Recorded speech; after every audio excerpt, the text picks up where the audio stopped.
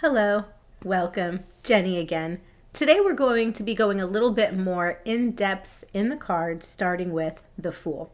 So this entire episode will be about all the different symbols and stories that the Fool offers.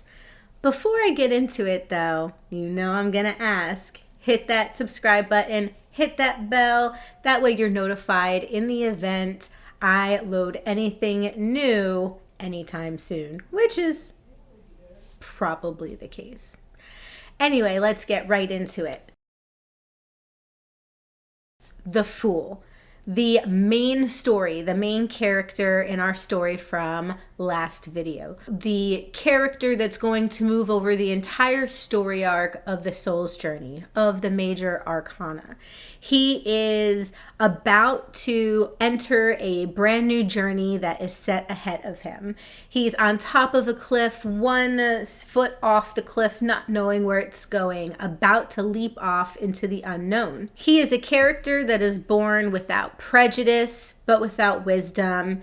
He is born without knowing, and in this case, the Fool is much similar to that of a child coming into this world and has all the innocence in the world, but not knowing what to do with all of the things. The Fool is pure potential.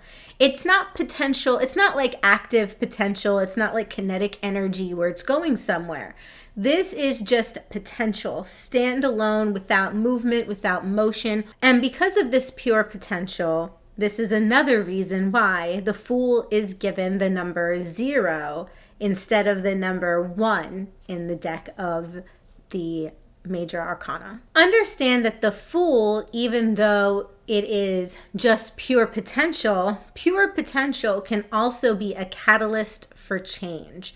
It can be that idea or that thing that influences the next big change. Every parent will tell you that when they had a baby, as the Fool is supposed to be a baby, right? Every parent will tell you when they have a baby, it changes them forever, right? It is the hugest catalyst for change. The Fool talks about taking leaps of faith, right? Because when you look at the Fool card in the traditional Rider-Waite deck, he is in a sense just standing there about ready to jump off a cliff with a little thing over his head. He's got a bunch of tchotchkes in there, you know, like a little 5-year-old, I'm gonna run away from home, and all they packed was their teddy bear. Well, this is the Fool. He doesn't know what he needs. He's never ventured off on his own before, so here we go, Geronimo. It is a card that also talks about, like I said, leaving home, right? Maybe not being 5 years old, maybe being a little bit older, but this is on a journey where you're leaving home, right? It can be one of those symbols when it comes out into a deck because it is a younger person taking a journey. It's a card that also talks about foolish idealism, being naive, right? When we're too innocent, we don't know what's going on in the world around us. So we tend to think of things in a more naive, less wisdom kind of idea. We tend to act on that naivety, always listening to what things people are telling us and acting on. No, this is good or bad. When you're young, everything is black and white. And as you get older and more experienced, right, you learn things are various shades of gray, and that doesn't necessarily make them wrong, doesn't necessarily make them good.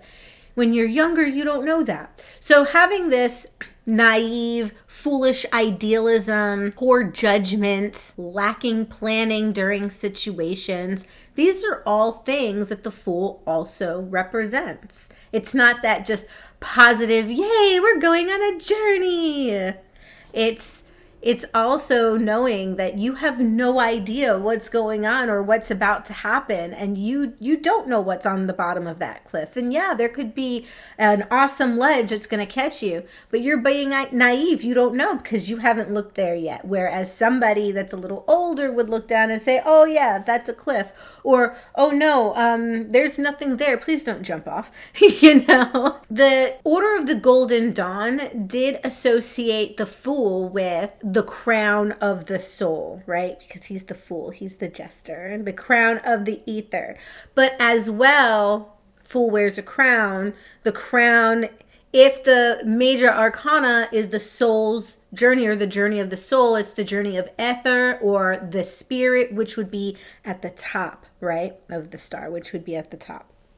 And also the top of our 7th chakra, right? We've got many meanings to that. In the Kabbalah, the fool represents the Hebrew letter Aleph. Aleph is the principal or primary force of creation. This is supposed to represent the first and only creative force. All other forms are the states in which the fool must travel, and in a sense adds to his journey. Remember, as we said before, the fool is just a force and it is just pure potential rather, and not a force. The word Aleph was believed to be derived from the word ox, which was part of an Egyptian hieroglyphic that was found on a ox's head.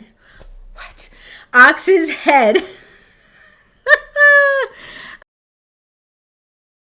Ascribing the initials there. Also remember that because it is the initial force, it is the very first thing, think about it in the instance of how the oxes are the ones that till the land. They're the first force that the land sees before sowing the grain. Oxes given this Aleph, the fool given the Hebrew term Aleph because it is the first force. Aleph also represents the element of air, and thus so too the fool would be of this element. The element of air, the mind, thinking or lack thereof. Astrologically, the fool is a representation or correlated with Uranus. Uranus is a planet of free thinking, revolution, rebellion, reform, changes, right? Just utter complete changes, sudden changes in your life as well. Like things you didn't even see coming, like whack, that's Uranus smacking you in the face. Uranus also talks about fresh new starts and fresh new beginnings, but of course because of sudden change. But these are all of the things that the fool also represents. Now, going further into astrology, Uranus is also the head of the sign of Aquarius. Aquarius is the sign of future thinking. It is also the ruler of the 11th house. I'm getting crazy on you guys. All these houses and rulers and what's going on?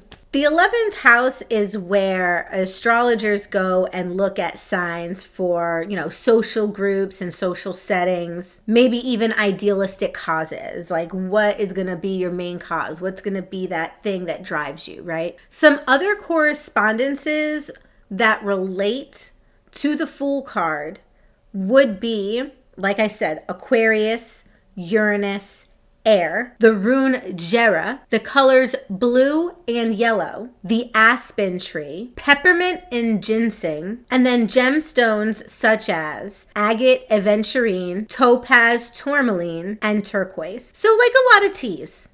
A lot of teas. There are many other alternative plants that represent both Uranus, Aquarius, and the Fool card, but these are just the ones that I'm going to highlight for this particular video. Now, of course, nothing is going to be a video of mine without a little psychology thrown into it. So, psychologically, here's some things that some of Carl Jung's students over the last couple of decades have come up with for the Fool. It would be categorized as the architect for, or archetype rather, for creative emptiness. And also the self, which consists both of the conscious and collective unconscious. The Fool is sometimes presented as a joker or a jester, which can also be a sign of chaos and trickery sometimes. And in this sense, the Fool or the joker could be the one that is tricking us or challenging us, for a better term, actually. These challenges come when one neglects or ignores the lessons of the Fool. So I hope you enjoyed this lesson. I hope you enjoyed this video. The next video we're going to go on to is going to be the Magician, so stay tuned for that. Thank you very much for hanging out with me. Share this out to your friends and family. Subscribe and hit that bell, because I assure you there will be a lot more to come. Again, thank you for hanging out with me today. Namaste and God bless.